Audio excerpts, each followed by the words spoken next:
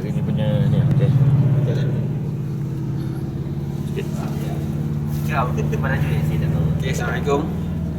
Good night, selamat pagi.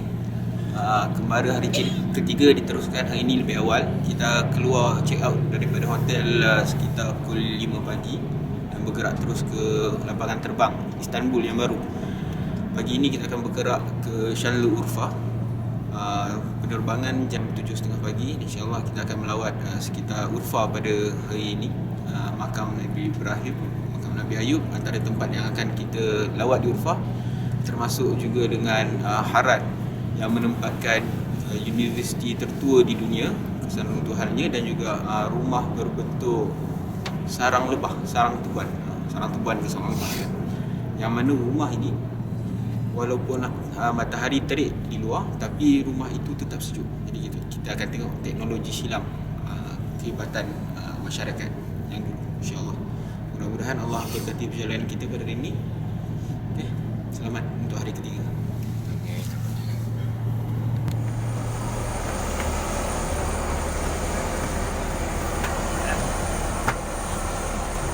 Kita nak pergi Şanlıurfa. Şanlıurfa. Kita akan berlepas ke Şanlıurfa sebentar saja lagi. Jom.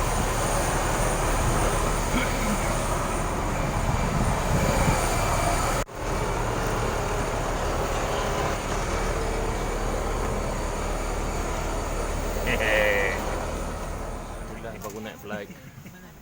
Saya menunggu menuju Şanlıurfa. Ini bersama semasa jejaka idaman untuk berlepas ke Şanlıurfa. So, macam mana perasaan? Apa perasaan? Ha? Apa perasaan? Berdebar-debar. Naik. Kita nak ke sana ni apa dalam kepala? Ada bayang-bayang apa nak? Bayang apa? Bayang-bayang apa nak digambarkan di tempat nak pergi ni? Suasana. Kita dah lihat suasana Istanbul macam mana. Kita lihat suasana di tempat seterusnya macam mana. Faham. Teruja tak ni? Tak teruja. Teruja. Tapi teruja itu simpan di hati. Cuma di hati. Jangan tunjukkan di luar. Okey.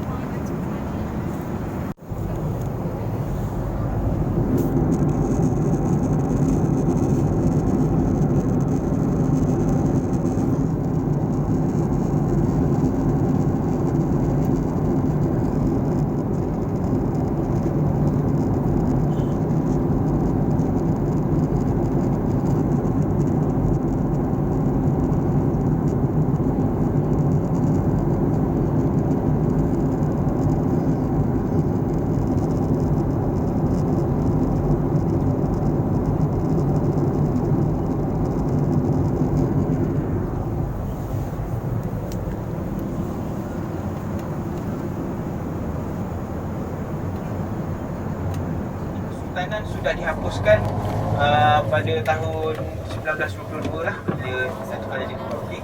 Jadi maksudnya pemerintahan secara rasmi, Islam sebagai agama rasmi dalam pemerintahan tu sudah tiada di sini pada tahun 1922. Tapi kalau kita cuba recap 2 hari perjalanan yang kita telah lalui di Istanbul, kita nampak budaya itu sudah kembali kepada Islam. Nampak tak? Sesuai saya kongsikan, macam yang semalam masa kita tengok Mehter tu kan.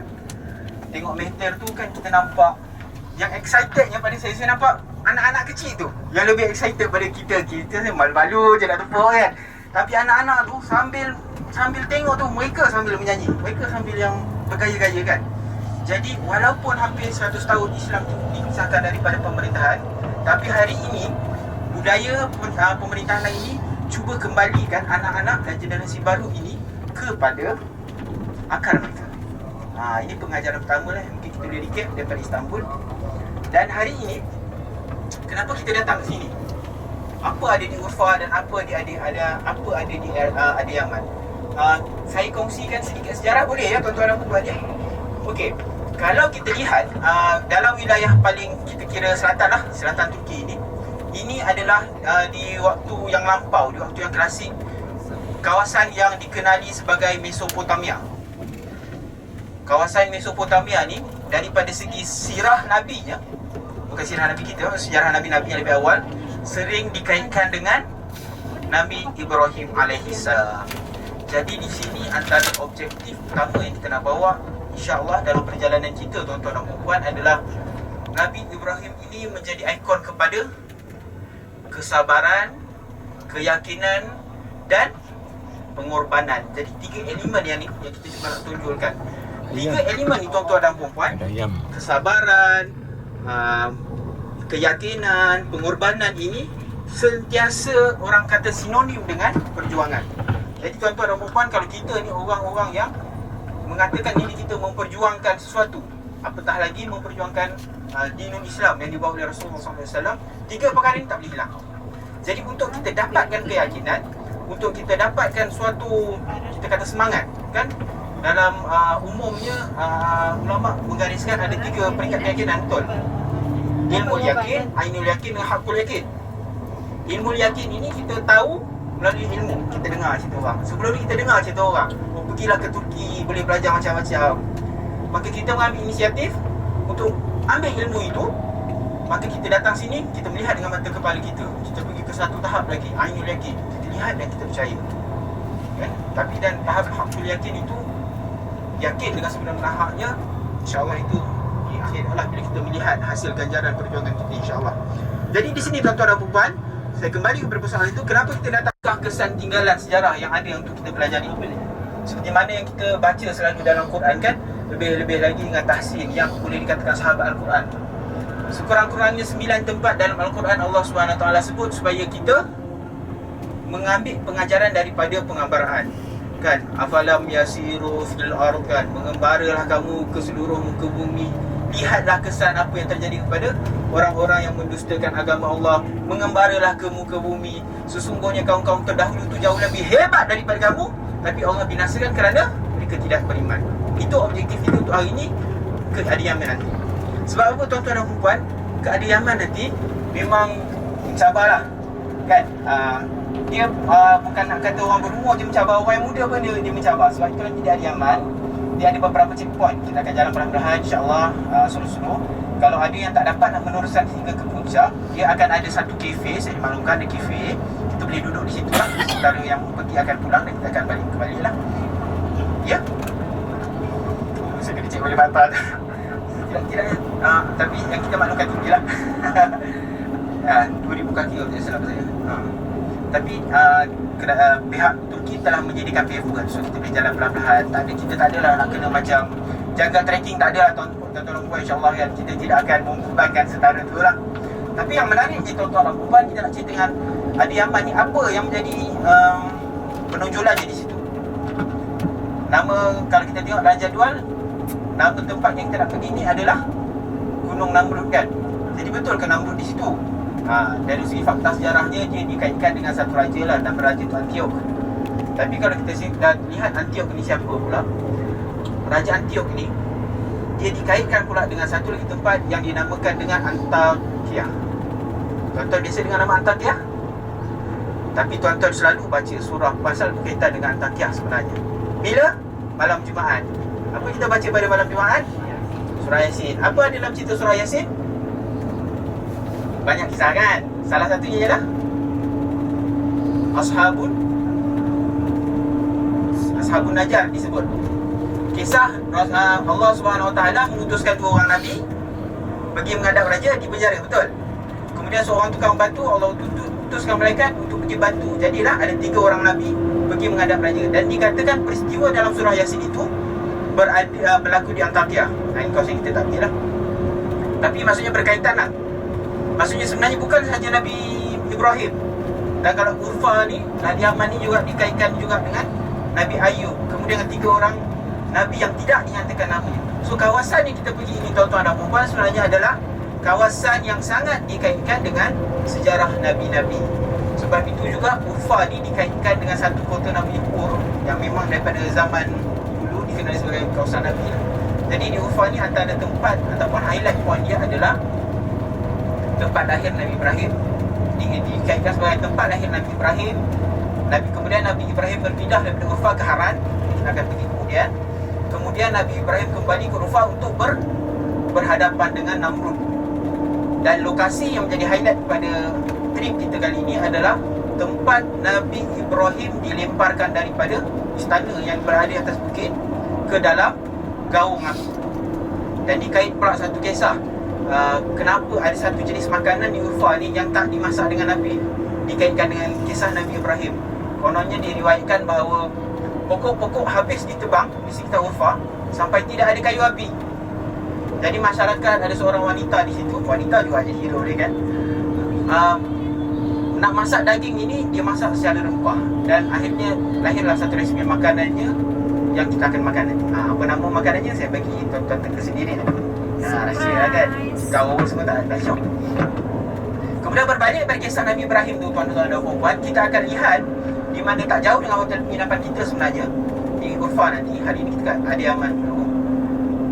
Hotel penginapan, kawasan yang dikaitkan dengan tempat Nabi Ibrahim dibakar tu hanya berhadapannya.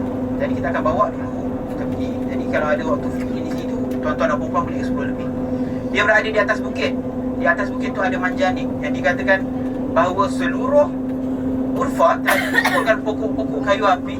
Dan api yang dinyalakan oleh Namrud tu bukan besar bas, bukan je besar kapal terbang kita, jauh lagi besar lagi.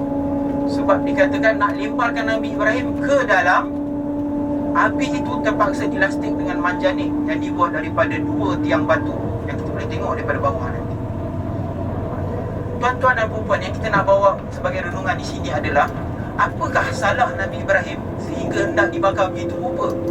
Kenapa tak nyalakan je, kata macam orang buat barbecue kan? Adalah kalau muka Nabi tu di situ, kenapa sampai nak menyusahkan diri? Seolah-olah nak menggambarkan bahawa Nabi Ibrahim ini telah membuat satu kesalahan yang tak dapat diampunkan langsung di muka bumi ini. Apakah surah yang Nabi Ibrahim bawa? Kisah yang kita baca dalam Al-Quran kan, bila Nabi Ibrahim nak mencabar elemen-elemen syirik ini, sembahan-sembahan Namrud ini, Nabi Ibrahim telah memecahkan semua berhala kecuali satu. Dan kapak itu diberikan kepada berhala yang paling besar. Dan antara dialog yang paling menarik yang diringkaskan dalam Al-Quran adalah, wahai Namrud, kan engkau menyembah Tuhan kamu, kenapa kamu tak tanya dengan Tuhan kamu apa yang berlaku? Kan? Di sini elemen apa di situ tuan? Elemen berfikir. Kan? Sebab itu juga dalam amalan-amalan Islam juga, kita tidak sahaja diberitahu supaya ini adalah amalan warisan, kita juga perlu semak kembali rujukan-rujukan kita dengan riwayat-riwayat yang sahih. Jadi di sini elemen-elemen yang dibawa dalam ajaran Nabi Ibrahim itu ada juga dalam amalan kita. Sesudahnya apabila Namrud diringkaskan cerita, Nabi Ibrahim menjawab kepada Namrud, dan Namrud tidak boleh menerima jawapan itu. Dan Namrud mengatakan, kau tak boleh fikir ke? Bahasa saya lah kan, kau tak boleh fikir ke Ibrahim? Ini kan batu, mana boleh bercakap? Maka Nabi Ibrahim bagi satu jawapan yang sangat mudah. Habis itu kau sembah kenapa?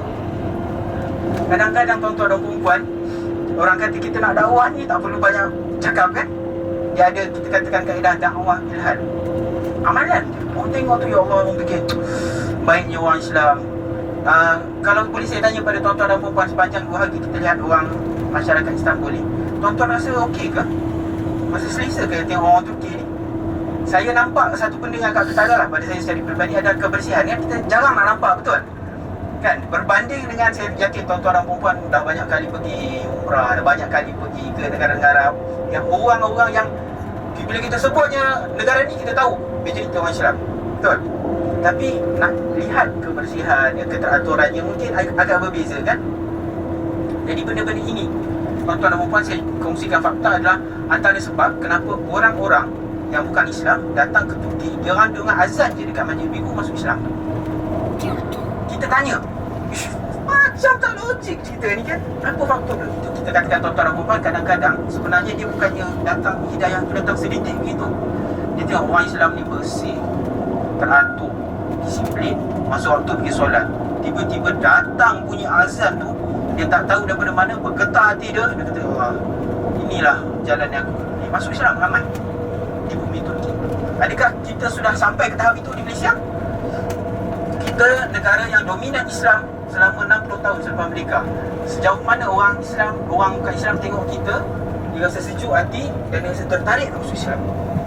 Jadi mungkin itu tuan-tuan dan puan. Saya tak katakan kita tidak buat kerja. Saya katakan mungkin kita boleh jumpa jawapannya di sini dalam pengembaraan kita. Mungkin kita boleh belajar daripada segi kebudayaan mereka, dari segi kesantunan mereka. Kan kita tengok semalam budaya beli rumah. Dah berjaya beli rumah, pergi masjid bagi sedekah. Allahu Akbar. Kita dengar, wish, kita orang kata tukang tuai kan. Kita pun ambil rezeki sini. Kegembiraan orang melimpah kepada orang lain. Satu budaya yang mungkin kita kena suburkan. Kita memang dah ada, orang Melayu dah ada. Tapi sudahkah kita lanjutkan budaya itu kepada masyarakat, jiran-jiran kita yang non-Muslim, supaya mereka rasa lembut dengan kita orang Islam. Hari ini bab politiknya pasal, aduh kan, kita larilah ke sini. Mudah-mudahan Allah tenangkan hati kita dan kita dapat berjalan. Jadi tuan-tuan dan puan, berbalik kepada cerita Nabi Ibrahim, banyak simpang dia. Sebab Namrud tak boleh jawab soalan ringkas. Hang sembah apa? Kamu sembah apa kenapa? Dah tahu tak boleh cakap. Maka jawapan dia, api. Gunung api dikatakan. Dikatakan gunung api. Begitu Allah nak tunjuk kepada kita bagaimana manusia yang punya kekuasaan, yang angkuh, yang tidak boleh terima pandangan orang lain, tidak mustahil dia akan berlaku sesuatu. Sebab itu tuan-tuan dan puan, harta, pengikut, anak bina dan kekuasaan merupakan suatu fitnah ataupun dugaan dan ujian kepada kita semua orang. Kira orang Islam je, dan Muslim pun begitu. Itulah antara faktor-faktor yang kita tahu betapa huru-hara tu. Dan sambil tu tuan-tuan dan puan boleh tengoklah ke kiri dan ke kanan, melihat perbandingan lah kan. Istanbul sejuk kan, sini pun saya pun dah mula rasakan ni kan. Kawasan ini saya terangkan juga daripada segi geografi dia. Dari segi geografi kita, Urfa ni bersepadan dengan Syria. So kawasan ni dah agak hangat dah, boleh bagus ya. Kita tengok daripada atas gunung tadi, kalau perasan kita nampak daripada pergunungan bersalji, kemudian ke kawasan ladang. Nanti kawasan ladang kita nampak daripada langit tadi. Inilah. Dan hebatnya Allah Ta'ala boleh menciptakan sebelah-sebelah sejuk, sebelah panas, sebelah je kawasan ni kan. Dan apabila Nabi Ibrahim dicampakkan dalam api, tapi kerana keteguhan keyakinan, keimanan dan pengorbanan dia tadi, dia sanggup mengorbankan diri supaya masyarakat dia tidak sesat. Maka Allah Ta'ala buat gunung api menjadi sejuk dan agriculture jadi banyak. Tapi kalau yang antara yang utama di sini adalah penanaman cili, dari sejenis cili. Dan dikatakan ni kalau di Turki ni cili Urfa tu kira pedas lah. Tapi kalau tahap lidah orang Melayu ni, saya tak tahulah skala 1 sampai 10 tu mungkin 2 atau 3 je kot. So orang sini dia tak akan pedas kan. Selain pada tu, di sini juga industri dia mengeringkan dry tomato. Sebab sini cari matahari kuat, jadi rempah-rempah yang dikeringkan tu dari sini. Baik, itu ringkasan kisah yang ada di Urfa, Nabi Ibrahim. Dan kemudian apa kaitan dengan Adi Yaman? Kita nak ke Adi Yaman 1 jam setengah ni kan. Panjang intro saya kan. Tuan-tuan dan puan, di Adi Yaman ada satu bukit yang dikaitkan dengan Gunung Namrud. Dikatakan Namrud ni kita dah tahu, bila dia tak boleh jawab soalan Nabi Ibrahim sebegitu, kita sudah tahu tahap ego dia macam mana kan, tahap gila kuasa dia macam mana, tahap gila harta dia macam mana. Jadi di Adi Yaman, Gunung Namrud ini dikisahkan bahawa dia memang sebenarnya satu bukit, tapi sebab Namrud ni nak menunjukkan kemegahan dia ambil batu-batu yang ada di sekitar dan ditambah ke atas bukit tu supaya bukit tu kelihatan lebih tinggi. Itu kalau kita tengok ya, secara realiti je. Mungkin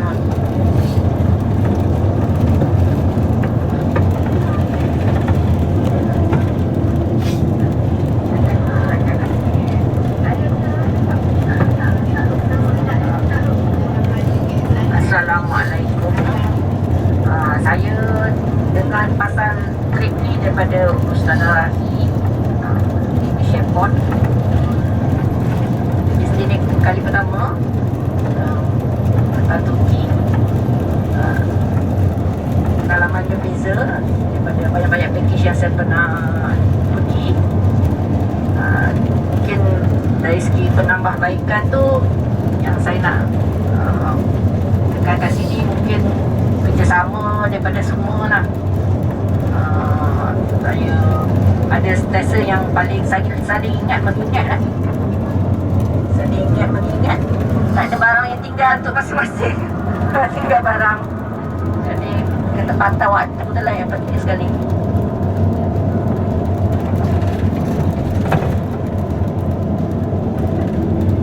Okey. Terima kasih ya.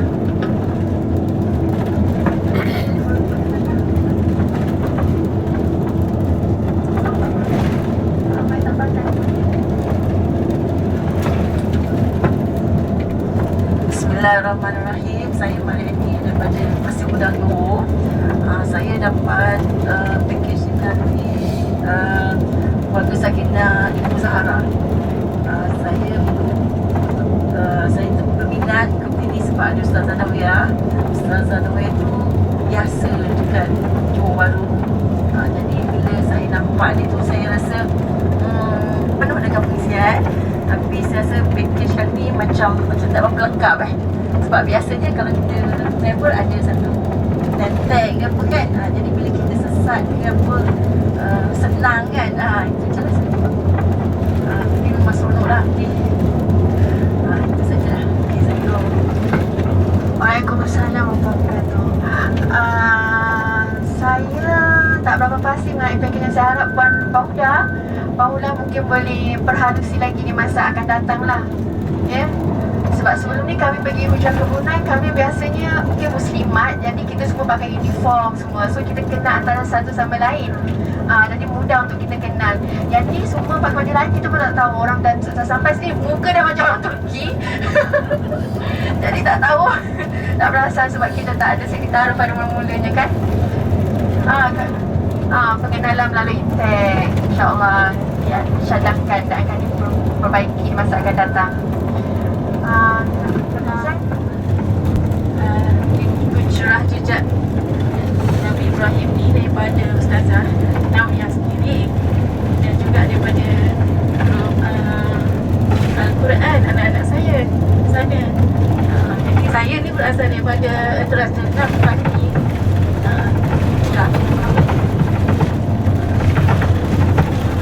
Pengalaman 3 hari di sini menyeronokkan. Cuma saya ada satu cadangan kepada agensi kan. Macam saya, sebab saya bekerja dengan kerajaan.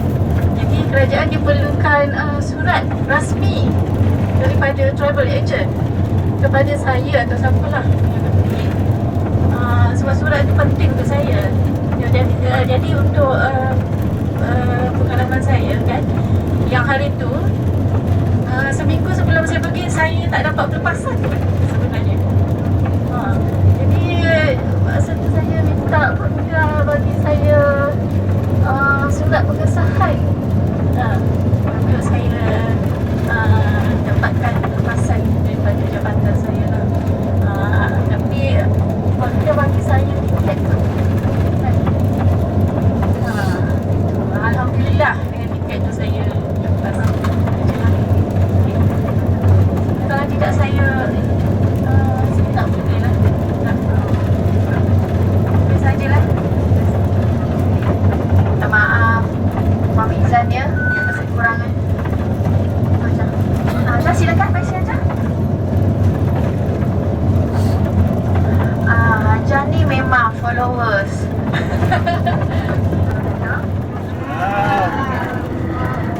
Alhamdulillah. Mari kita tajidkan niat ya. Perbaharui semula niat-niat kita. InsyaAllah bila ada yang tergelincir, InsyaAllah kita bersihkan dengan istighfar. Ya, apapun saya nak mulakan dengan Alhamdulillahilladzi hadana lihadza wa ma kunna linahtadiya laula an hadanallah. Sadaqallahul azim.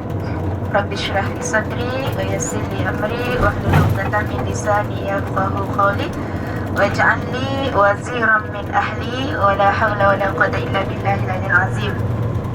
Baik, pertama-tama sekali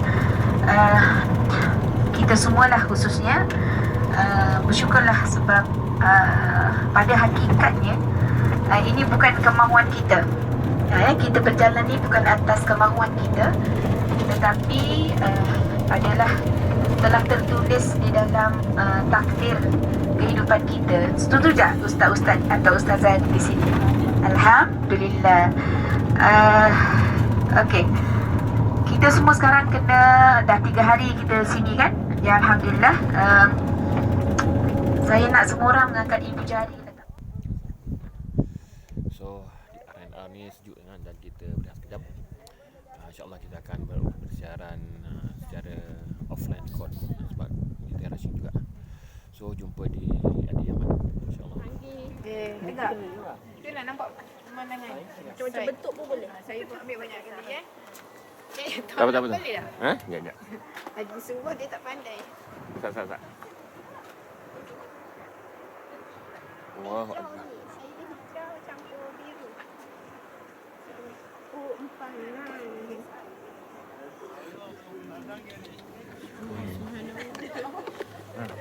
Say something. Spontan. No. Jangan tak perlu official. Alhamdulillah. Hari ni kita sampai ke Adiyaman, menuju ke pergunungan Namrud. InsyaAllah kita boleh belajar sesuatu di situlah. Tu je tak tahu lagi sebab terlalu sejuk kat sini. Ya Allah, ingatkan tadi tak sejuk. So dan ingatkan ni bukan kawasan pergunungan rupanya. Tengok kat belakang tu. Cantik betul dengan air dia yang berwarna hijau. Masya-Allah, subhanallah, memang terpegun lah. Kena ajak orang lagi. Kena datang beramai-ramai ke Kembara Ilmu ini, Hujrah Turki. InsyaAllah kita akan buat next sesi dengan pengurusan yang lebih baik, insyaAllah.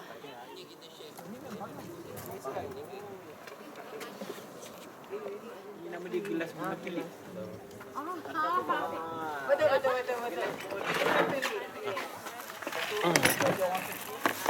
Ada 2 cara. Ini gula dalam ni kau. Ataupun diambil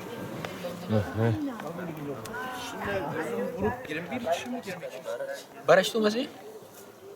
Itulah. Atas tu barajnya. Macam Okey. Okey, assalamualaikum warahmatullahi. Kembali hari ketiga. Saya tak tahan sejuk. Angin kuat. Aduh. Di belakang kami sekarang berada di RNR, Rehat dan Rawat di kawasan pergunungan. Kalau kita tengok kat belakang kawasan yang cantik ni, nampak kelihatan seperti empangan. Jadi empangan air. Kami daripada lapangan terbang Shanul Urfa terus ke Adiyaman. Jadi ini dalam perjalanan. Jadi kita singgah sebentar. Sejuk, tuan-tuan dan puan, sejuk. Dan saya cuba memanaskan badan dengan secangkir chai. Jadi kami kat sini dah ubah istilah daripada mengetih kepada mengecai. Jadi selama 7 hari tak ada istilah mengetih di sini, kami mengecai je. Jadi insya-Allah kita akan ke Adiyaman petang ni. Highlight trip kita adalah penonjolan untuk trip kita kali ini adalah untuk ke Gunung Namrud. Kita nak lihat bagaimana salah seorang manusia yang dinamakan di dalam Al-Quran sebagai musuh tegar Allah, ya. Kita nak lihat apa yang dibuat sehingga begitu dimurkai Allah, dan yang kita nak lihat bagaimana dugaan kuasa membuatkan dia lupa diri sehingga mengaku dirinya Tuhan, dan kita nak lihat benar-benarkah kebanggaan iaitu layak untuk dia mengatakan diri dia sebagai orang yang berkuasa ataupun Tuhan. Jadi insya-Allah kita nak jejak supaya kita dapat pengajaran daripada kunjungan yang kali ini. Dan kalau kita lihat separuh jalan pun kami ni berbaju tebal ni pun tak tahan suasana sejuk. Kita nak tengok bagaimana Namrud dulu boleh tahan dan dia boleh bina istana dia di puncak yang lebih tinggi.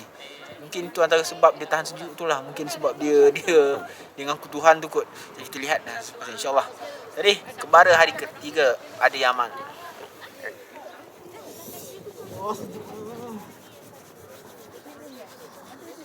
Musik dah ini. Subhanallah. Salah setting. Sejuk. Buat telanginya. Okay, share something. Apa pengalaman?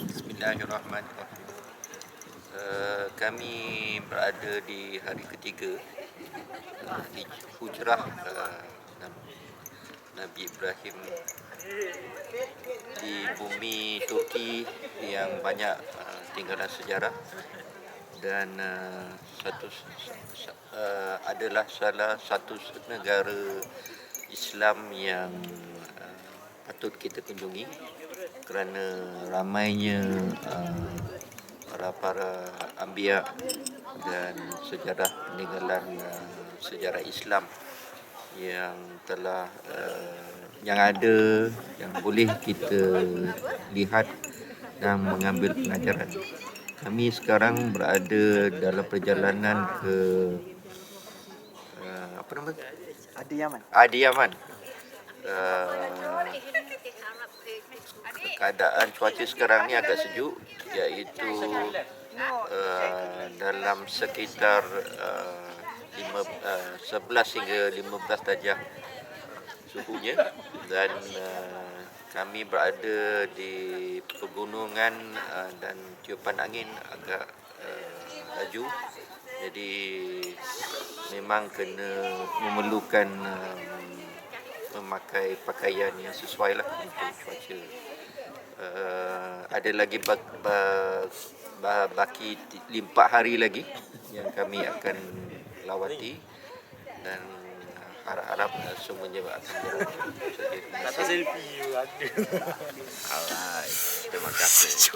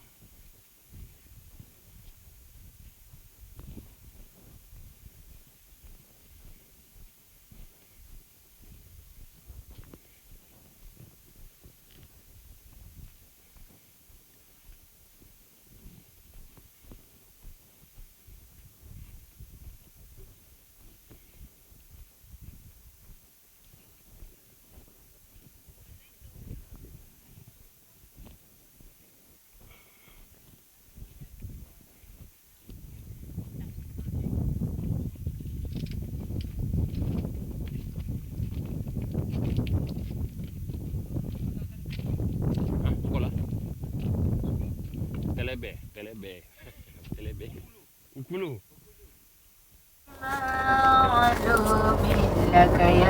Tes. Okey, saya mewakili Tasir Travel sekali lagi mengucapkan terima kasih kepada semua, dan marilah kita sama-sama memberi sokongan. Boleh tak?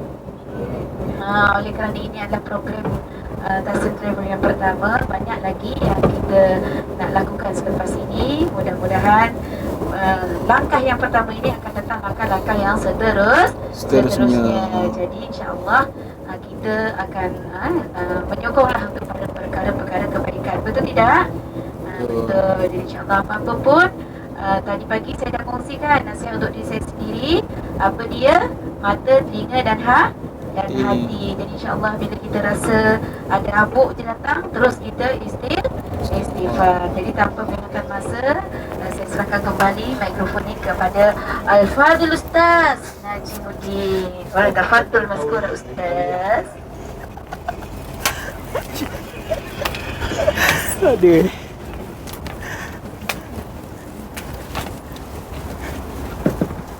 Allah Akbar. Terima kasih Ustazah. Bukan jut pula dia. Baca doa fahamna dulu, biar Ustaz cakap semua Allah faham Allah. terus.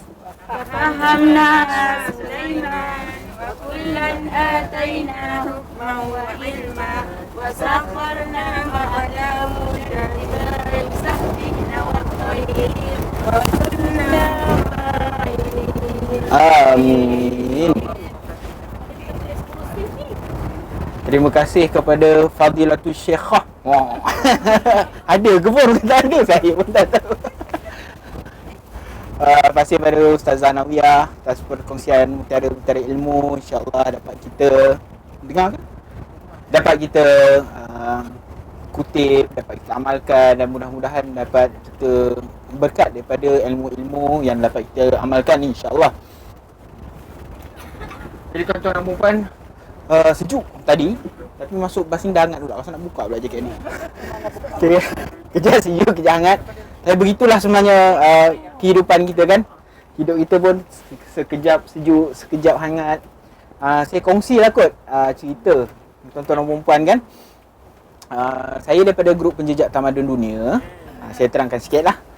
Kami ni sebenarnya di waktu belajar kita bahas nak belajar sebab kita dapat tahu tamadun Islam ni seluruh dunia ada. Tapi input yang ada di Malaysia waktu tu tahun 2001 tak banyak. Jadi cara yang kami nak kena tahu adalah kami kena keluar. Jadi mentor kami ketika itu sekarang ni beliau menjadi mewakili Malaysia sebagai Pesuruhjaya Hak Asasi Manusia di OIC lah, Haji Ahmad Azam. Dia beritahu adalah kamu anak muda jangan duduk bertakung kat satu tempat. Kan? Sementara ada masa, ada kudrat, keluar belajar. Supaya dengan pengalaman yang kita dapat selain daripada ilmu yang kita pelajari, kita balik, kita boleh mantapkan lagi bangsa kita. Jadi apa dia?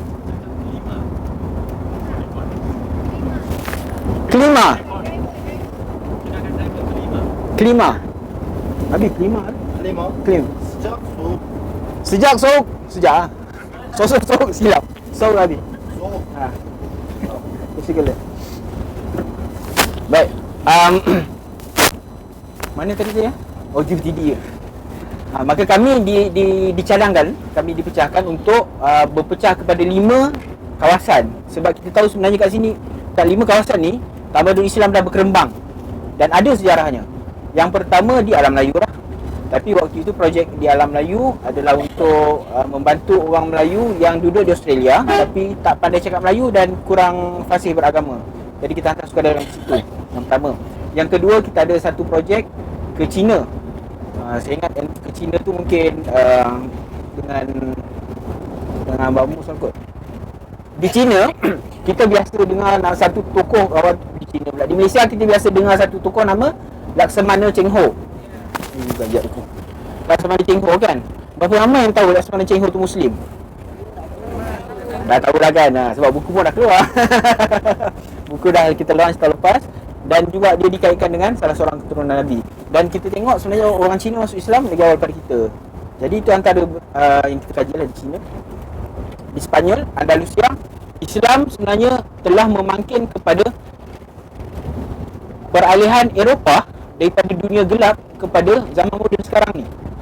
Kerana orang-orang Islam di Andalus, mereka lah yang membuka universiti-universiti, menggalakkan penemuan-penemuan saintifik, mengajar orang-orang barat kaedah-kaedah saintifik, yang mana ilmuwan Islam di Andalus diambil metod-metod atau kaedah-kaedah yang lama daripada Greek, daripada seluruh dunia, diterjemahkan buku-buku itu dalam bahasa Arab dan kemudian diberi nafas Islam. Tapi bijaknya orang Eropah, dia ambil balik ilmu-ilmu yang dah diberi nafas Islam ni dan dia bagi nafas Okey. Dan satu lagi di Afrika. Dan yang terakhir yang kita nak sebut adalah di Turki. Jadi di Turki ni apa yang kami jejaki sebenarnya di sini sejak daripada tahun 2002 mula projek. Misi yang pertama kita sampai sini tahun 2002 adalah kita nak mengkaji Islam Al-Fatih. Kemudian kita panjangkan kepada sejarah Uthmaniyah itu sendiri kan. Seterusnya tahap seterusnya kita kembangkan yang apa monumen sejarah yang ada di sini. Jadi tuan-tuan dan puan yang saya nak kongsikan, di bumi Turki ini specialnya atau uniknya sebenarnya kalau kita datang, kalau tuan-tuan perasan, di samping saudara Abdullah Jepoli dia ceritakan tentang hebatan Sultan Uthmaniyah kan, kita perasan tak masa di Istanbul tu masih banyak lagi gereja-gereja lama, sinagog Yahudi pun ada kan. Itu rasa ajaib tak? Ajaib kan. Kenapa tuan-tuan dan puan, kita tengok pada tahun 1453 apabila Sultan Muhammad Al-Fatih menguasai Konstantinopel itu dan kemudian dinamakan sebagai Istanbul dan Istanbul, gereja-gereja ini tidak dimusnahkan kan? Dan salah satu contoh yang paling besar yang kita boleh lihat semalam adalah Hagia Sophia itu sendiri, yang mana saya menamakan sebagai Hagia Sophia saksi bisu pembukaan Konstantinopel. Sebab apa tuan-tuan? Saya dikongsikan juga dengan sebahagian daripada rombongan kita semalam. Hagia Sophia itu merupakan tempat sebahagian daripada penganut Kristian untuk melaksanakan haji mereka. Dia orang akan datang daripada Baitul Maqdis tu. Ada beberapa gereja di Musa, di ada tapak-tapak dia, dan mereka akan terus ke Konstantinopel untuk melaksanakan haji. Tapi bila Islam masuk ke situ, Hagia Sophia masih tegak berdiri sehingga ke hari ini. Sangat berbeza kalau kita tengok isu dia. Apabila masjid-masjid yang ada di Palestin, bila dikuasai Zionis, dijadikan kandang-kandang haiwan dan dijadikan solat malam. Maka tuan-tuan yang perempuan, poin yang kita nak bawa di sini, apa perangai orang Islam tu? Matanya mata lebah, bukannya mata lalai. Dia hanya mencari perkara-perkara yang baik untuk diteladani dan dia tidak merosakkan. Jadi sifat lebah ini, mata dia mencari bunga sahaja.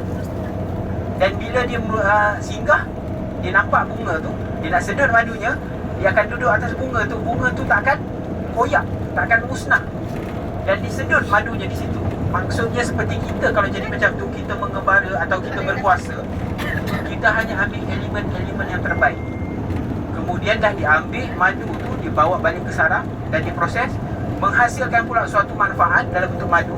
Yang di dalam Al-Quran ada pula nama surah tu, surah An-Nahl. Dan kita pula tahu Nabi sebut An-Nahl ini ataupun madu ini sebagai ubat kepada segala penyakit. Jadi itu yang kita nak bawa tuan-tuan dan puan dalam JPT. Dan juga dalam mana-mana kesempatan yang kami nak bawa, kita nak lihat, kadang-kadang kita lihat budaya orang tu berbeza dengan kita. Dan kadang-kadang mungkin sampai satu tahap budaya mereka bercanggah dengan kita.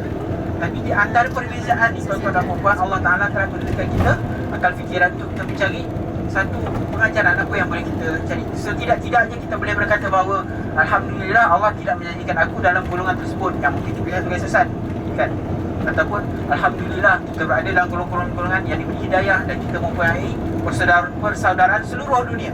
Mana-mana kita pergi di kawasan orang Islam alu-alukan. Jadi perkara-perkara ini tuan-tuan dan puan hanya dapat kita rasai melalui pengalaman pengembaraan. Dan marilah kita bersyukur setinggi-tinggi kehadirat Allah SWT kerana diberi kesempatan dan kesihatan dan kekuatan kepada seluruh ahli rombongan yang masih berusia 29 tahun ni. InsyaAllah kita akan memanjat walaupun setinggi mana Gunung Namrud itu. InsyaAllah. Mudah-mudahan Allah beri kesihatan. Kita akan jalan dan berdoa insyaAllah. Mudah-mudahan kita doa Allah bagi kita kesihatan dan kekuatan untuk kita meneruskan misi kita kali ini. Sebab ini bukanlah orang kata jalan-jalan cari makan, teman-teman. Kita jalan-jalan cari makanan hati, kan? Jadi saya ingat setakat itu dulu perkongsian saya sesi kali ini. Puan Huda, okay. InsyaAllah ya.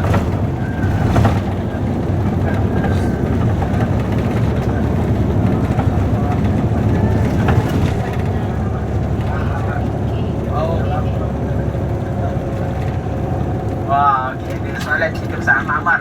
Saya tak pastilah tuan-tuan sama ada semua pernah dengar atau tidak. Arwah Ahmad Ammar ni sebenarnya anak kepada penasihat kami lah, iaitu Haji Ahmad Azam tu. Dan yang mana selain daripada beliau arahkan ataupun galakkan kami setiap beliau sungguh-sungguh anak pergi untuk menekuni sejarah tu. Jadi dia sebahagian daripada kami lah, sebagai kawan kami.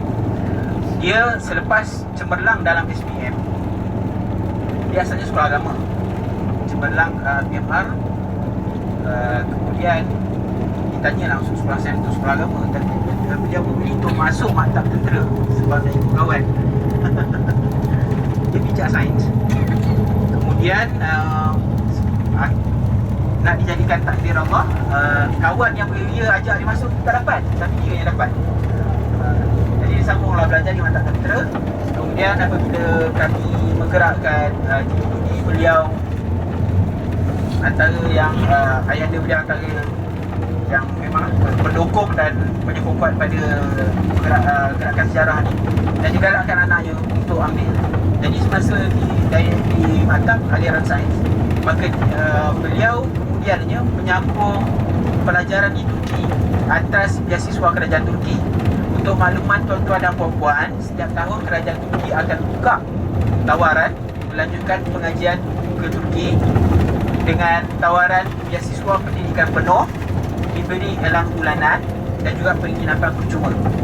Jadi kalau ada anak-anak tuan-tuan yang dan puan-puan yang berminat, dimohon antara kos ataupun kursus yang diiktiraf secara rasmi oleh pihak Jabatan Perkhidmatan Awam adalah kos perubatan dan kos farmasi.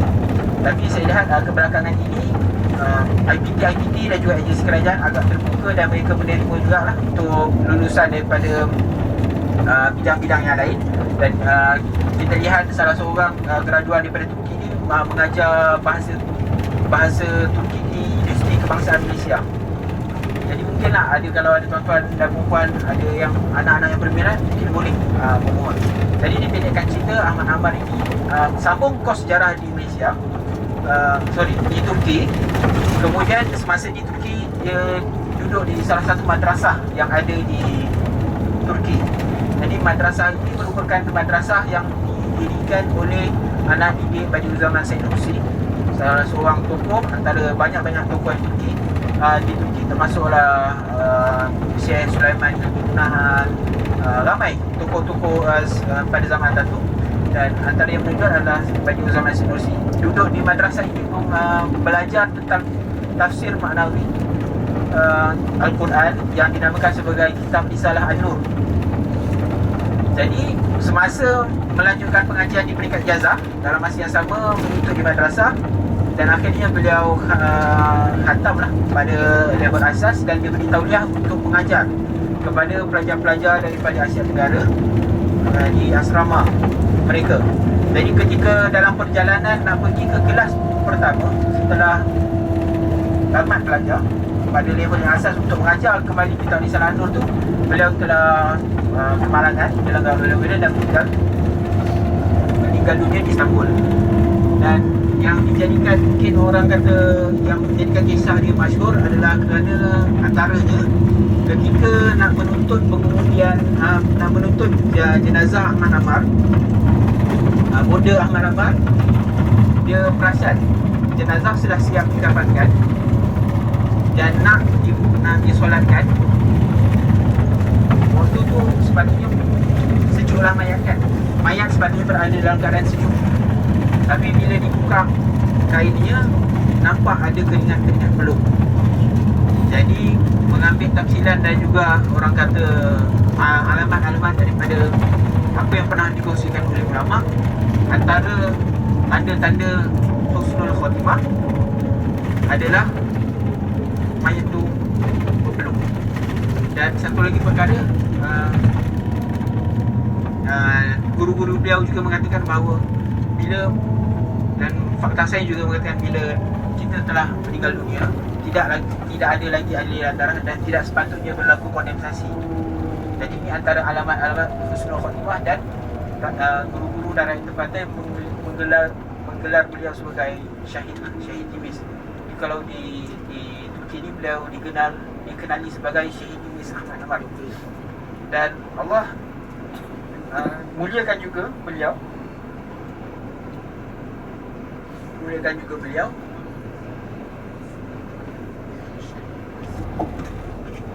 Kita sambung selepas ini.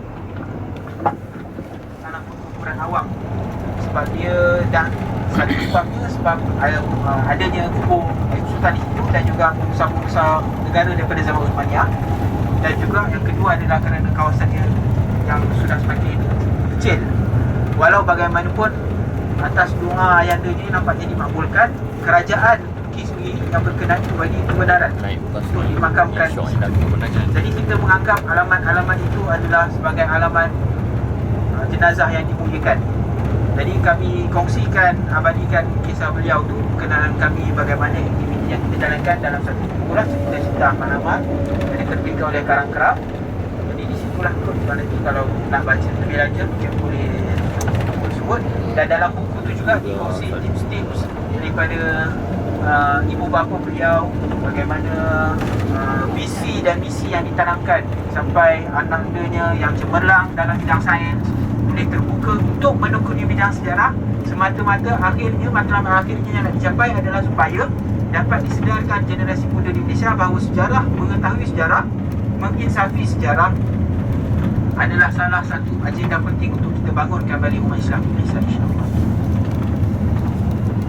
Terima kasih kepada Ustaz, terima kasih kepada Ustazah, terima kasih kepada tuan-tuan dan puan-puan. InsyaAllah saya rasa kita dah tak berapa tahun lagi sepatutnya kita akan ke penginapan. Ya, itu salji nampaknya. Kalau ini mungkin saya tak baca sebab kawasan ni adalah kawasan yang banjaran, banyak gunung. Tapi kalau ke atas lagi kita dimaklumkan, ke atas dan ke timur lagi ada satu banjaran gunung yang bersepadan dengan Armenia, macam saya dinamakan Gunung Ararat, yang memang sangat tinggi dan dikatakan kapal Nabi Nuh berlabuh terdampar di situ. Dan ada juga unsur-unsur arkeologi jejak yang ada juga lah perkembangan tapi tak banyak. Okay, wallahu ta'ala alam. Terima kasih atas perhatian tuan-tuan dan puan-puan. InsyaAllah kita akan teruskan kepada kita. Wassalamualaikum.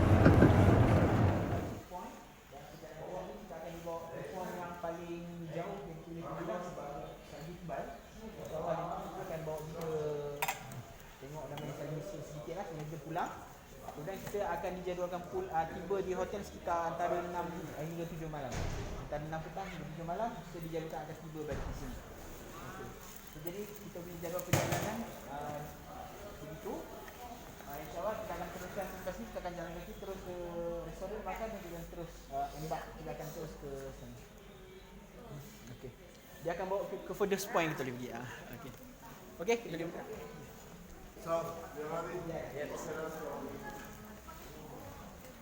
Let's go. Jom.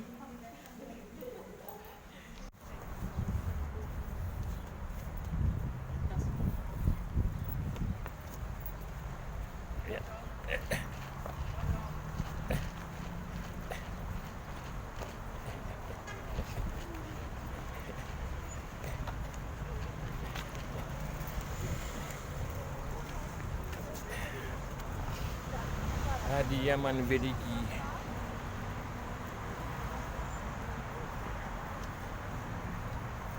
Dekat mana ni? Wow. Tua sekiat tu tua betul. Ha?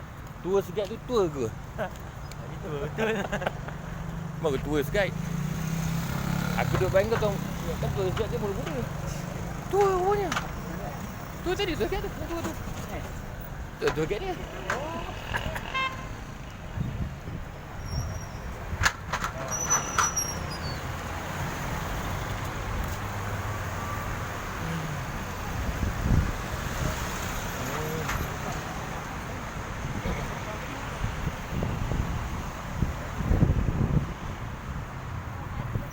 Kiri kanan ada macam askar semalam kan?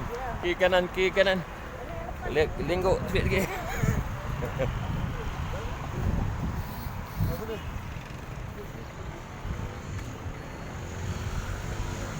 InsyaAllah Rabbana ma khalaqta hadza batila. Ada lagi tinggal belakang. Oh salah. Woi, cantiknya bunga-bunga.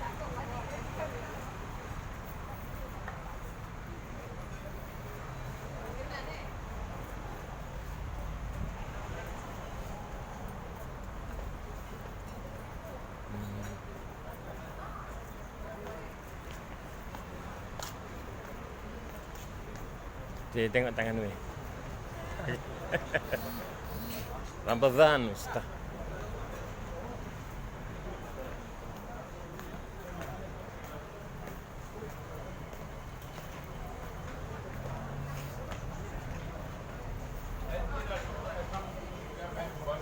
Restoran Sebenarnya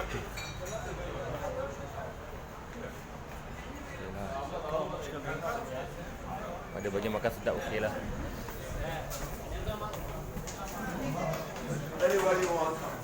Anyway.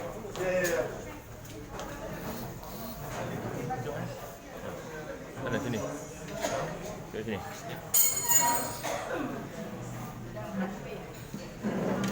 Dia buffet kan? Hidang tak? Ha? Hidang. Busa kita pernah makan benda ni minyak. Ha. Busa? Tak busa waktu ngabukan tu yang daging banyak. Oh tu. Rasa kofte tu. Busa kofte tu kan? Tak tahu.